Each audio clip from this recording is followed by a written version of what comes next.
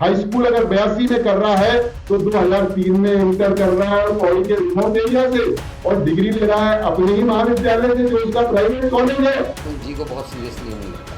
जब वो आप में थे कई किस्म की बातें कर रहे थे, और जब जैसे बीजेपी में आए तो उन्होंने खुद स्वीकार किया कि मैं बीजेपी का स्लीपिंग सेल था। एक तो इंदिरा गांधी को धूल चटाई 82 के चुनाव में, गोदियाल से उनको अपनी तुलना नहीं करनी चाहिए। तो जुगरान जी को तो माफी मांगनी चाहिए इस बात पे। गैर कांग्रेसी सरकारों के निर्माण में एच.एन. बहुगुणा का प्रमुख योगदान है। इतिहास कहता है, ये हिस्ट्री कहती है। जुगरान जी इस लायक नहीं है कि उनकी बात का जवाब दूं, लेकिन मैं ये कहूँगा कि गोदियाल जी की एजुकेशन पे, गोदियाल जी की योग्यता पे प्रश्न उठाने से पहले स्वयं अपनी ओर को देखें। हेमवती नंदन बहुगुणा वो शख्स थे जब उन्होंने 82 में चुनाव जीता तो अपने कांग्रेस छोड़ने के साथ साथ अपनी पार्लियामेंट से भी इस्तीफा दिया, अपनी संसद सदस्यता से भी इस्तीफा दिया। हेमवती नंदन बहुगुणा भारत की राजनीति के वो केंद्र बिंदु थे, जिस हेमवती नंदन बहुगुणा ने गैर कांग्रेसी सरकारों का गठन करने में एक कैटलिस्ट का, मुख्य भूमिका का, मुख्य सूत्रधार का जो है वो रोल निभाया था। और हेमवती नंदन बहुगुणा स्वाधीनता सेनानी थे, वो फ्रीडम फाइटर थे।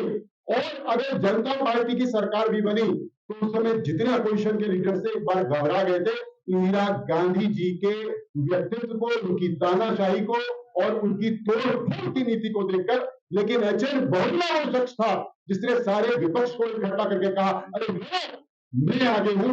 तब जनता पार्टी की सरकार बनने को आई। तो एच.एन. बहुगुणा ने तो हमेशा एक तो इंदिरा गांधी को धूल चटाई 82 के चुनाव में, और गैर कांग्रेसी सरकारों के निर्माण में एच.एन. बहुगुणा का प्रमुख योगदान है। इतिहास कहता है, ये हिस्ट्री कहती है।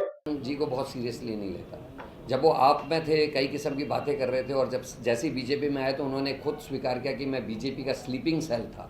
तो जो आदमी छदमी हो उस आदमी की बात का मैं जवाब देना पसंद नहीं करता। ये श्रीमान जी ने अपने एफिडेविट से कहा है, जो उन्होंने 2022 में एफिडेविट दिया, 2017 के चुनाव में एफिडेविट दिया, उसमें उन्होंने अपनी एजुकेशन का लेखा जोखा स्वयं दिया हुआ है। तो हम तो उनके शपथ पत्र के माध्यम से हमको भी जानकारी मिली, हम वो आपके सम्मुख रख रहे हैं। तो इस प्रदेश में मतदाता भी बहुत पढ़ा लिखा हुआ है और वो शिक्षित है, वो समझ रहा है कि कोई प्रत्याशी हाई स्कूल अगर 82 में कर रहा है तो 2003 में इंटर कर रहा है और पौड़ी के रिमोट एरिया से, और डिग्री ले रहा है अपने ही महाविद्यालय से जो उसका प्राइवेट कॉलेज है। तो ये तो बड़ा सोचनीय है। गोदियाल से उनको अपनी तुलना नहीं करनी चाहिए।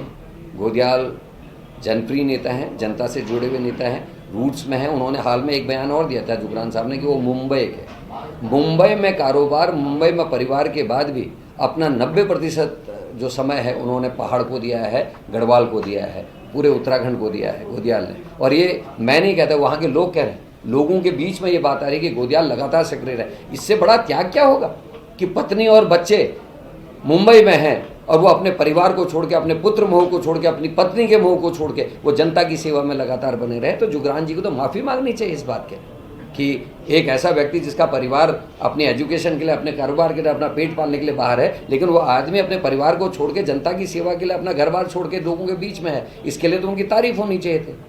तो ये जुगरान जी इस लायक नहीं है कि उनकी बात का जवाब दूं, लेकिन मैं ये कहूँगा कि गोदियाल जी की एजुकेशन पे, गोदियाल जी की योग्यता पे प्रश्न उठाने से पहले स्वयं अपनी ओर को देखें। श्रेष्ठ उत्तराखंड पर खबरों से जुड़े रहने के लिए चैनल को सब्सक्राइब करें, बेल आइकन दबाएं और देखते रहें श्रेष्ठ उत्तराखंड।